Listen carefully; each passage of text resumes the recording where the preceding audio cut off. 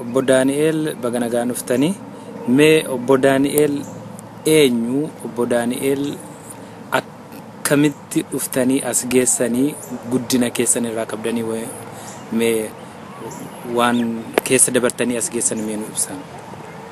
Egaa ani Daani'el Dafaan jedhama. Ani lafi dhalooti koo Oromiyaa karaa lixaati. Oromiyaa lixa keessatti dhaladhee achumatti guddadhee isa booddee achitti eegan barnoota bitee booddee gara Bishooftuun dhufee Bishooftuurraa sadarkaa lammaffaa galee isa booddee Finfinnee seenee yuunivarsiitii galee isa booddee Zamachaa waan jedhan yeroo jabana dargiidha. Isa booddee Zamachaan naqee achiin deebi'ee yeroo mana barumsaa keessa turretti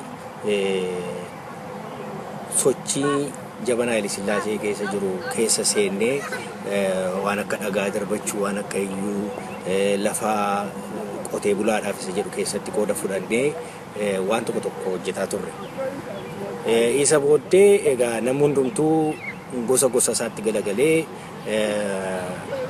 yeroo jaarmaa mataa isaatiin jijjiirrachuutti ka'u adda bilisummaa Oromoo yeroo bu'uureffamu adda bilisummaa wajjinii seennee adda bilisummaa keessa seennee adda bilisummaa keessatti qooda fudhachuu jalqabee jechuudha. Gabaabsee sitti nu barbaachise jechuudha. Adda bilisummaa Oromoo keessa seennee qooda fudhannee adda bilisummaa wajjinii hojjennu karaa lixaa irratti namoota tokko kurfeessuudhaanii namatti dabaluudhaanii rikruutii gochuudhaanii qooda fudhadhee osoo hojjedhu rakkinni yeroo uumamu hammi tokko namni keenya gara bahaatti yeroo baqatee lolaaf bosonatti galu hammi tokko immoo Finfinnee keessatti hamnee hojjechuu itti fufnee hammi tokko immoo karaa irratti baqatu qabame Finfinnee keessatti nu egaa dhiibnee sokkuudhaaf hin dandeenye maaliif waan wal qabsiifnu baay'ee ture utuu isa hojjennuu qabamne jechuudha. Dargiin nu qabatee hidhaa keessa seennee gara waggaa 10 hidhaa keessa turre. Kana booddee achi baanee eegan bahee booddees immoo biyya alaa deemuu yaaleen ture.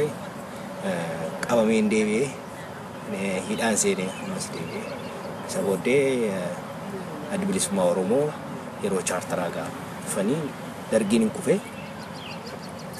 adda bilisummaa Oromoo keessa seenetanii yeroo gabaabaadhaaf hojjette. Guyyaa isaanii irratti harkaanfatan dhiiga kana irratti harkaanfatanii warri Itoophiyaa walaboomsina jedhanis ni jiru. Isaaniinis akkamitti ilaaltu ilaalcha akkamiin isaaniin keessumee kanarratti gabaabsaatiin guyyaan irraa guyyaa goototaati. Guyyaa goototaa kun guyyaan goototaa sun kaayyoo dura ganama adda bilisummaa Oromootiin bu'uureffame sana irratti warra lubbuu isaanii dhaban warra dhiiga isaanii facaasan saba keenyaa jedhanii bilisummaa saba Oromootiin jedhanii wareegama sana aarii warra kafalan sana ayyaana isaanii ta'a yaadannoo isaaniiti. Yeroo isaan yaadannu yeroo hundumaa wantoota dhufa kaayyoo isaan kufaniif faajjii isaan baatanii kufantu nutti dhufa. Yeroo hundumaa faajjii isaan baatanii kufan sana hin kaafnamu hin kaafu.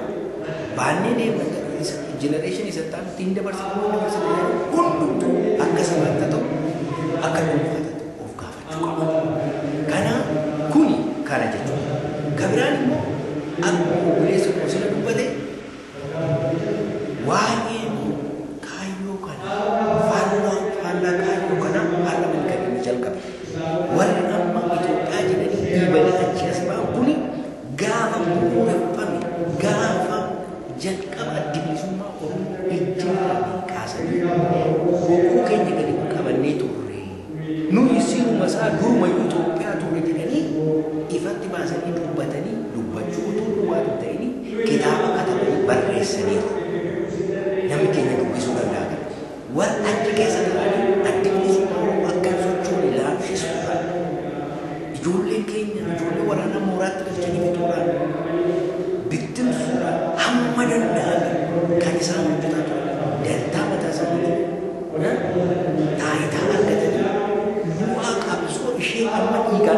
kana damni dhandhaman namatu hin jiru jechuudha. Jarjaruu keessa kan tokko.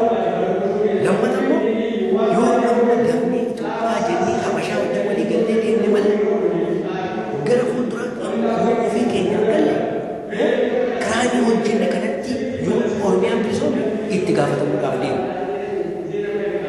Oromiyaan bilisoomne itti gaafatamuudhaaf deemu. Kanaafuu Oromiyaan bilisoomne irra jiru Oromiyaan Habashaa wajjin jiraachuu qabdi isaaniif. Kuni isaanis deebii kan isaan ittiin godhanidha. Si galee jirri kun durii kaasanii hojjetan. Har'a miti namaa fi har'a haaraa ta'e malee durumaa kaasanii keessa turan hojjetaa turan ittiin deemaa turan. Si galee kanaaf immoo kan yaa qabatamaatu jira waan qabatamaatu jira. Maalni kana hojjechuu isaanii inuma yoo hoggana namni tokko gadi ba'ee maal jedhee nuyi inuma yeroo adda bilisummaa bu'uureffame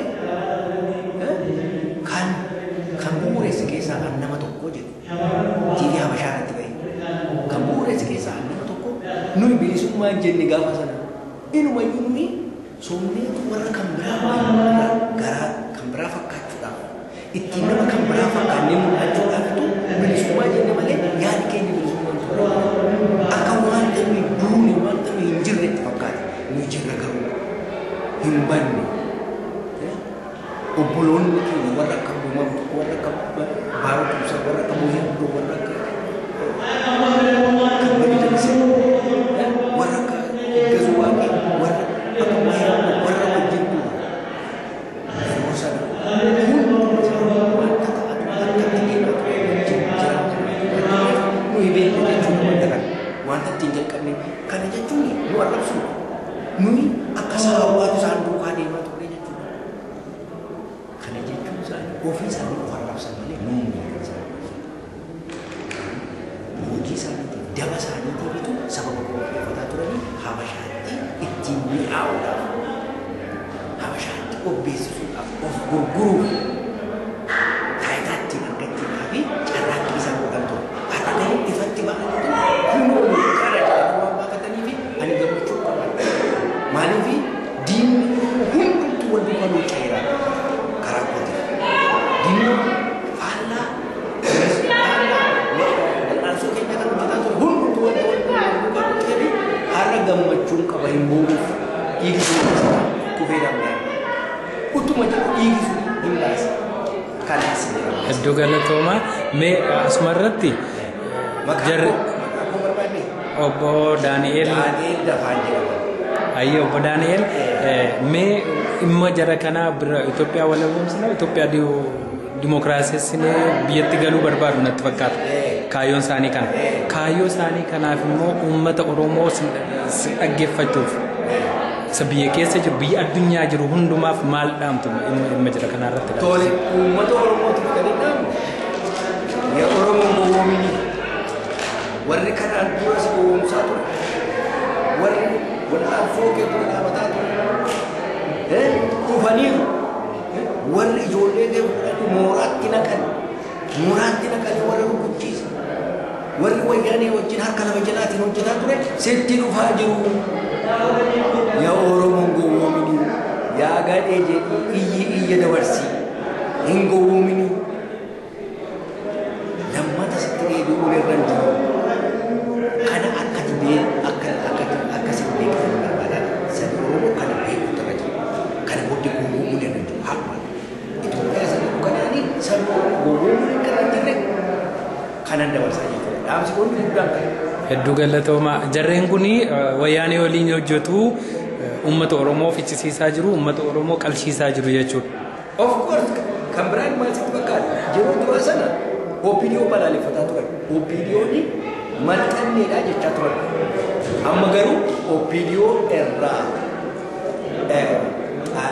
haxaanii ofii maxxanuudhaaf fiigaa jiru yoo OPDOon isaaniif ishii jettu OPDO irraa baasanii hapheedha jedhamni ofii itti maxxanuudhaaf malee homaatu uummata Oromoodhaaf homaa gochuu akka hin dandeenye beekamaadha.